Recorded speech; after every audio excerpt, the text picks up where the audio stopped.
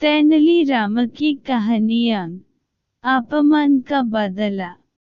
राजा कृष्णदेव राय दूर दूर तक मशहूर थे। तेनालीराम ने भी राजा कृष्णदेव राय के चर्चे खूब सुने थे। तेनाली ने सुना था कि राजा चतुर और बुद्धिमानों का सम्मान करते हैं। इसलिए उसने सोचा कि क्यों न राज दरबार में जाकर हाथ आजमाया जाए। लेकिन इसमें एक अड़चन थी कि बिना किसी बड़ी मदद के वो वहां तक पहुंच नहीं सकता था। ऐसे में उसे किसी ऐसे व्यक्ति की तलाश थी जो उसे राज दरबार तक पहुंच सके। इस बीच तेनाली की शादी मगम्मा नाम की लड़की से हो गई। 1 वर्ष बाद तेनाली के घर बेटा हुआ। इस दौरान तेनाली को पता चलता है कि राजा कृष्णदेव राय का राजगुरु मंगलगिरी नामक स्थान पर गया है।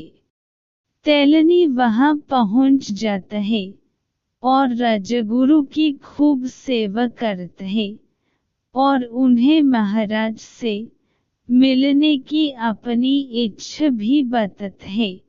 लेकिन राजगुरु था बहुत चालाक। उसने बड़े बड़े वादे रामलिंग यानी तेनालीराम से किए और उससे खूब अपनी सेवा करवाई। इस बीच राजगुरु ने सोचा कि अगर कोई चतुर इंसान राज दरबार में आ गया तो उसका सम्मान घट जाएगा। इसलिए राजगुरु ने रामलिंग से कहा कि मुझे जब भी सही मौका दिखेगा मैं तुम्हारी मुलाकात महाराज से करवा दूंगा। इसके बाद क्या था? तेनालीराम राजगुरु के बुलावे का इंतजार करने लगा, लेकिन कई दिनों तक कोई भी खबर नहीं आई। इस बात पर कई लोग रामलिंग का मजाक उड़ाने लगे और कहते कि भाई रामलिंग, विजयनगर जाने की तैयारी कर ली। इस बात पर तेनाली कहता कि उचित समय आने पर सब हो जाएगा। लेकिन धीरे धीरे रामलिंग का राजगुरु पर विश्वास उठ गया और उसने खुद ही विजयनगर जाने का फैसला किया। वो अपनी मां और पत्नी के साथ विजयनगर के लिए रवाना हो गया। यात्रा के दौरान किसी भी तरह की परेशानी आती तो रामलिंग राजगुरु का नाम ले लेता। रामलिंग ने अपनी मां से कहा कि व्यक्ति जैसा भी हो, लेकिन नाम ऊंचा हो तो सभी काम हो जाते हैं। इसलिए मुझे अपना नाम बदलना होगा। महाराज कृष्णदेव राय के प्रति अपना सम्मान प्रकट करने के लिए मैं भी अपने नाम के साथ कृष्ण लगाऊंगा। इस बात पर तेनाली की मां ने कहा कि बेटा, मेरे लिए तो दोनों नाम बराबर हैं। मैं तुझे राम बुलाती थी और आगे भी इसी नाम से बुलाऊंगी। 4 महीने की यात्रा के बाद आखिरकार तेनालीराम विजयनगर पहुंच जाता है। उसे राज्य की चमक दमक देखकर बड़ा अच्छा लगा। बड़े बड़े घर, साफ सड़कें और बाजार को देखकर वो दंग रह गया। इसके बाद वहां कुछ दिन ठहरने के लिए उसने वहां के किसी परिवार से प्रार्थना की। फिर वो अकेला राजमहल की ओर निकल पड़ा। वहां पहुंचकर उसने एक सेवन के हाथों राजगुरु तक संदेश भिजवाया कि तेनली गांव से राम आया है। लेकिन सेवक ने वापस आकर बताया कि राजगुरु इस नाम के किसी भी व्यक्ति को नहीं जानते हैं। यह बात सुनकर रामलिंग को गुस्सा आया और वो सीधा राजगुरु से मिलने अंदर चल गया।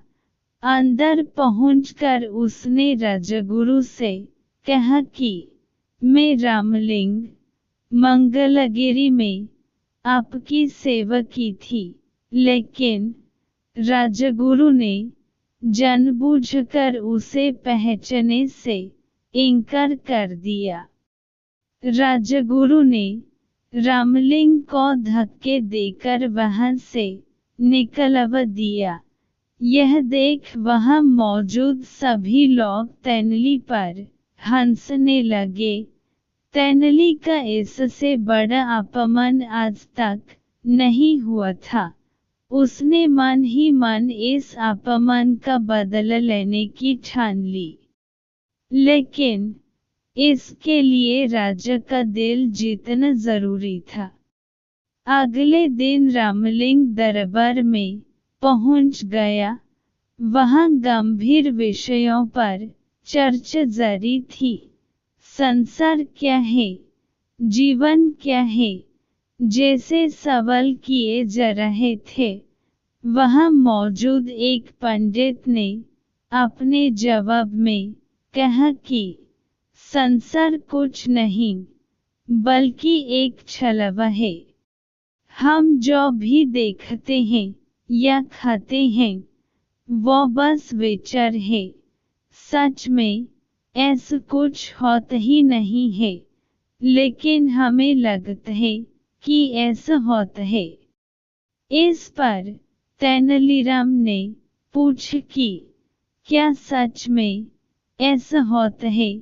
उस पंडित ने कहा, यह बात शास्त्रों में लिखी हुई है और शास्त्र गलत नहीं होते। लेकिन तेनालीराम को अपनी बुद्धि पर पूरा विश्वास था। इसलिए उसने वहां मौजूद सभी लोगों से कहा कि क्यों न पंडित जी के विचारों की जांच की जाए। महाराज की तरफ से आज दावत का आयोजन है। हम सब खूब खाएंगे, लेकिन पंडित जी कुछ नहीं खाएंगे। पंडित जी बिना कुछ खाए भवन करेंगे कि वो खा रहे हैं। तेनालीराम की इस बात पर वहां मौजूद सभी लोग हंसने लगे। पंडित जी शर्म से पानी पानी हो गए। महाराज भी रामलिंग से बहुत खुश हुए और उसे स्वर्ण मुद्राएं भेंट की। इसके बाद राजा कृष्णदेव राय ने तेनालीराम को राज विदूषक का पद दे दिया। वहां मौजूद सभी लोगों ने महाराज के फैसले का स्वागत किया। फैसले की प्रशंसा करने वालों में राजगुरु भी था। कहानी से सीख। इस कहानी से हमें ये सीख मिलती है कि किसी का भी अपमान नहीं करना चाहिए और न ही किसी से झूठ वादा करना चाहिए।